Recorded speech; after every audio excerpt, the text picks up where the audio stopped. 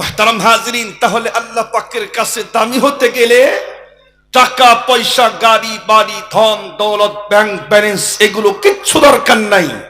যার অন্তরের মধ্যে তাকওয়া এবং পরহেজগারি রয়েছে, ওই লোকটা রাস্তার ভিক্ষুক হলেও আল্লাহ পাকের কাছে সবচাইতে বেশি দাম আল্লাহ পাকের কাছে তার। সুবহানাল্লাহ বলেন। মুহতারাম হাজরিন, এখন প্রশ্ন করবেন হুতে 13 নম্বর আয়াতে কারিমাতে আল্লাহ পাক রব্বুল আলামিন तमाम পৃথিবীর সকল মানুষদেরকে ডাক দিয়া আল্লাহ পাক কিছু কথা বলেছেন। আল্লাহ পাক বলেন, ইয়া আইয়ুহান নাস, হে तमाम পৃথিবীর সকল মানুষ, ইন্না খলাকনাকুম মিন যাকারিন ওয়া উনসা, নিশ্চয়ই আমি তোমাদেরকে তৈরি করেছি একজন পুরুষ থেকে, একজন নারী থেকে, একজন বাবা থেকে এবং একজন মা থেকে। আল্লাহ পাক বলেন, আমি তোমাদেরকে তৈরি করেছি। এরপরে ওয়াজআলনাকুম শুউবান ওয়া ক্বাবাইলা, তোমাদেরকে তৈরি করার পরে বিভিন্ন গোত্রে, বিভিন্ন বংশে, বিভিন্ন দেশে আমি আল্লাহ পাক বিভক্ত করে দিয়েছি। আমাদের সমাজের ভিতরে আছেন অনেক বংশের মানুষ, কেউ খান বংশের মানুষ, কেউ মোল্লা বংশের মানুষ, কেউ চৌধুরী বংশের মানুষ, আবার অনেকে আছে মন্ডল বংশের মানুষ। অনেক বংশ কিন্তু আমাদের গ্রামগঞ্জের ভিতরে আছে। আল্লাহ পাক বংশের দিক দিয়েও বিভক্ত করলেন, এমনকি দেশের দিক দিয়েও আল্লাহ পাক বিভক্ত করে দিয়েছেন। যেমন কেউ সৌদিয়ান, কেউ বাঙালি, কেউ পাকিস্তান, কেউ জার্মান, কেউ জাপান। অনেক দেশ এই পৃথিবীর বুকে আছে। এক এক দেশের মানুষের এক একটা ভাষা কিন্তু আল্লাহ পাক দিয়েছেন। তো দেশের দিক দিয়েও আল্লাহ পাক বিভক্তি করলেন, সমাজের ভিতরেও বংশের দিক দিয়েও আল্লাহ পাক বিভক্ত করলেন। কেন? আল্লাহ পাক পরের অংশে বলেন, লিতাআরফ, আমি বিভক্ত করেছি একটা মাত্র কারণে, সেটি হলো যেন তোমরা একে অপরকে চিনতে পারো। চিনার সুবিধার্থে আমি আল্লাহ পাক তোমাদেরকে বিভক্ত করে দিয়েছি।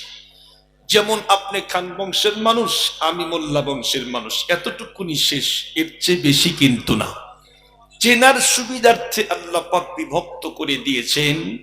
কিন্তু দুঃখের সাথে বলতে হয়, আমাদের সমাজের ভিতরে যদি কোনো মানুষের বংশমর্যাদা, ঐতিহ্য একটু উঁচা মানের হয়, তার দাপটে কিন্তু গ্রামের ভিতরে থাকাই মুশকিল হয়ে যায়।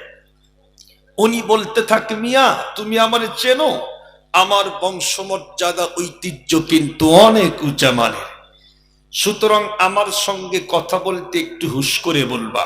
এমনটি বলে কি বলে না? দেখবেন যার একটু টাকা আছে, পাওয়ার আছে, চেয়ার আছে, উনি কিন্তু অন্য কোনো মানুষকে আর মানুষই মনে করতে চায় না। নিজেকে অনেক বড় মনে করে, নিজেকে দামি মনে করে, নিজেকে অনেক শ্রেষ্ঠত্ব মনে করে। খুব ভালো করে বুঝবেন, আল্লাহ পাক শুধুমাত্র বিভক্ত করলেন চেনার জন্য, কিন্তু কিছু মানুষ এরা নিজেকে অনেক দামি মনে করতে চায়।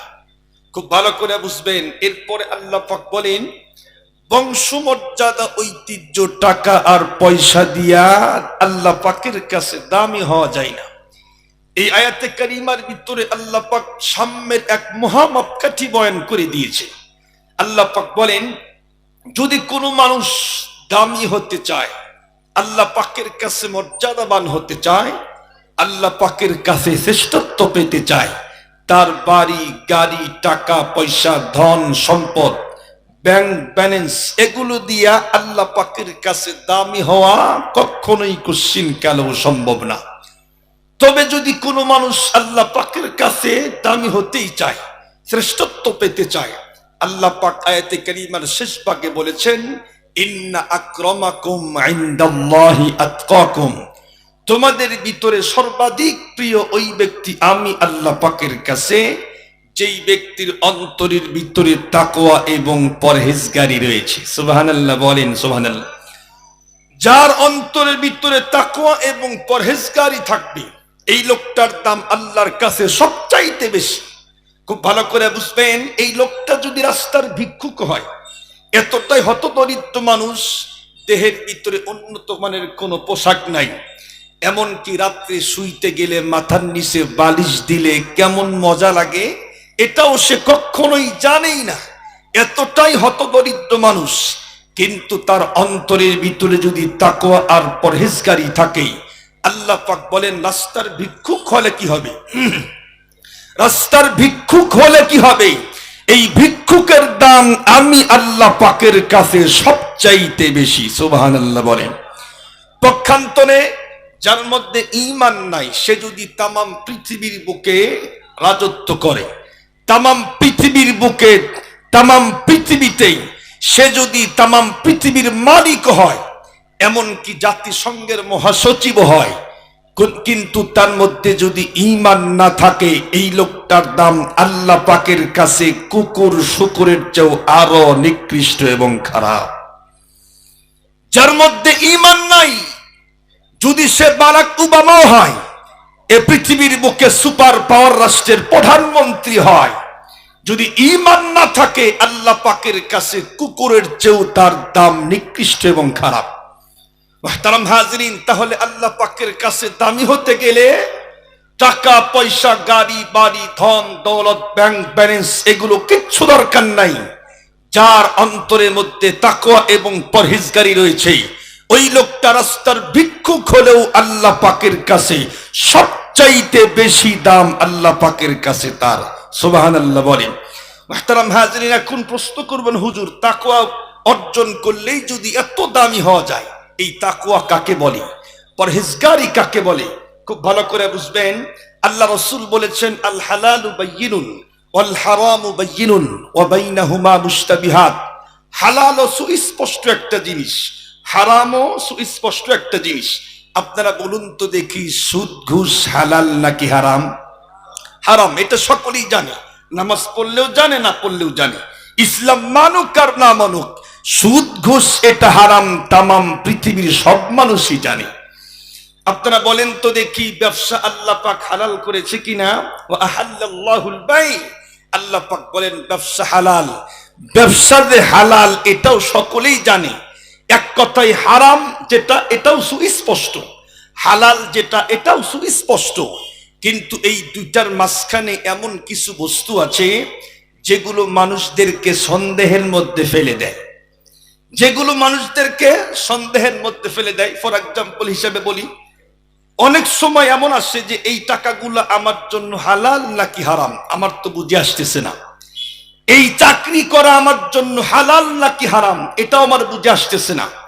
এই খাবারটা আমার জন্য হালাল নাকি হারাম এটা আমার বুঝে আসতেছে না।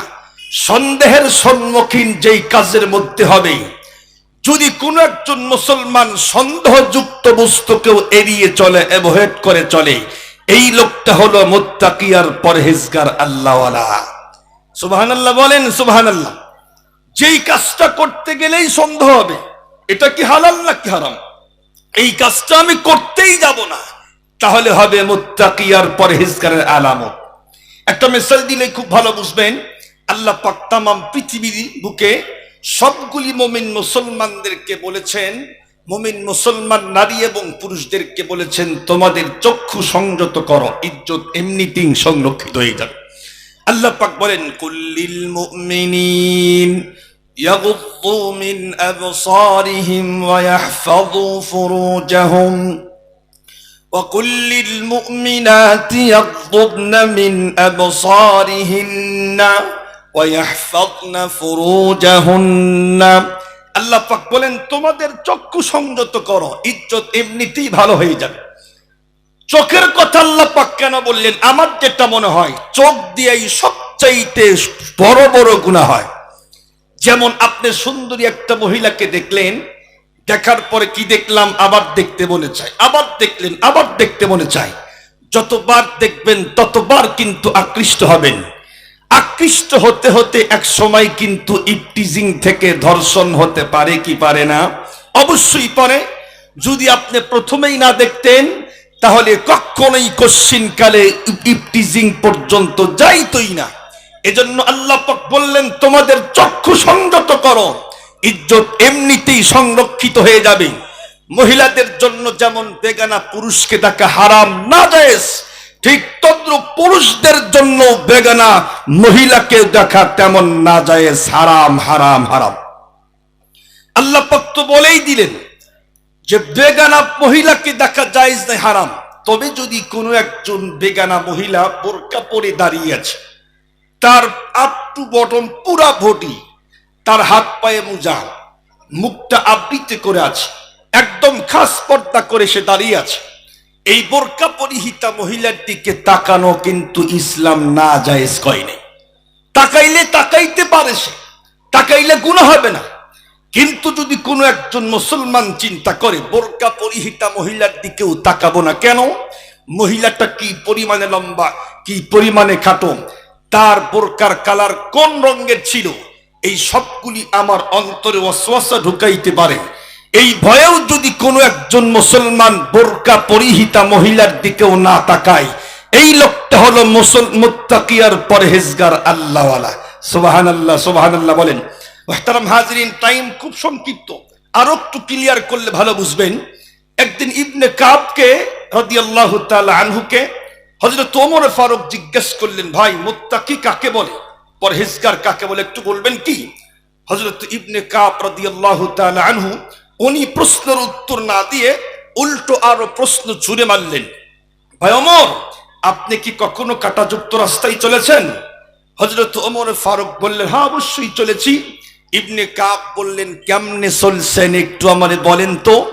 ওমর ফারুক রাদিয়াল্লাহু তাআলা আনহু তখন বলতেছিলেন, কাঁটাযুক্ত রাস্তায় যখন আমি চলেছি, এতটাই সতর্কতা অবলম্বন করেছি, আমি পা দেখে দেখে ফেলেছি, এমনকি আমার দেহের সবগুলি কাপড় চুপড় গুটায় নিয়েছি। কেন? যেন রাস্তার কাটার সঙ্গে আমার দেহ এবং কাপড়ের সঙ্গে টাচ পর্যন্ত না লাগে। ইবনে কাব রাদিয়াল্লাহু তাআলা আনহু বললেন, এটাই হলো মুত্তাকি আর পরহেজগার আল্লাহওয়ালা, যেই ব্যক্তি দুনিয়ার বুকে চলবে বটে, কিন্তু দুনিয়ার সব রকমের গুনাহ থেকে বেঁচে থাকবে, গুনাহের সঙ্গে তার কখনোই কশ্চিন কালেও টাচ পর্যন্ত লাগবে না। এই লোকটা হলো মুত্তাকি আর পরহেজগার আল্লাহওয়ালা। সুবহানাল্লাহ, সুবহানাল্লাহ বলেন। মুহতারাম হাজিরিন, গুনাহ থেকে বাঁচা কিন্তু চারটিখানি কথা নয়, গুনাহ কিন্তু সাংঘাতিক মজার জিনিস। যেমন দুই একটা বলি, ব্যাংকে 20 লাখ টাকা রেখে প্রত্যেক মাসে সেখান থেকে সুদের টাকা উঠাইয়া মোটর সাইকেল পাশার নিচে দিয়া মোষের মধ্যে তেল দিয়া কামাই না করে খাওয়া আর ঘুরে বেড়ানো, কিন্তু এটা অনেক মজা। টেবিলের নিচ দিয়া 5 লাখ টাকা ঘুষ নেওয়া, এটা অনেক মজার কাজ। যেই সমস্ত মানুষ মোবাইলের ভিতরে উলঙ্গনারী ডান্স পর্যন্ত দেখি, এটা অনেক মজার কাজ। খুব ভালো করে বুঝবেন, গুনাহ কিন্তু অনেক মজার কাজ। গুনাহ থেকে বাঁচা চারটিখানি কথা নয়। তবে যদি কোনো মানুষ আল্লাহ পাকের ভয়ে, আল্লাহ পাকের মহব্বত অন্তরে ঢুকায়া দুনিয়ার সব রকমের গুনাহ থেকে বাঁচতে পারে, আল্লাহ পাক বলেন এই লোকটা মুত্তাকি আর পরহেজগার আল্লাহওয়ালা। সুবহানাল্লাহ বললেন না? সুবহানাল্লাহ। মুহতারাম হাজিরিন, গুনাহ থেকে বাঁচতে হবে।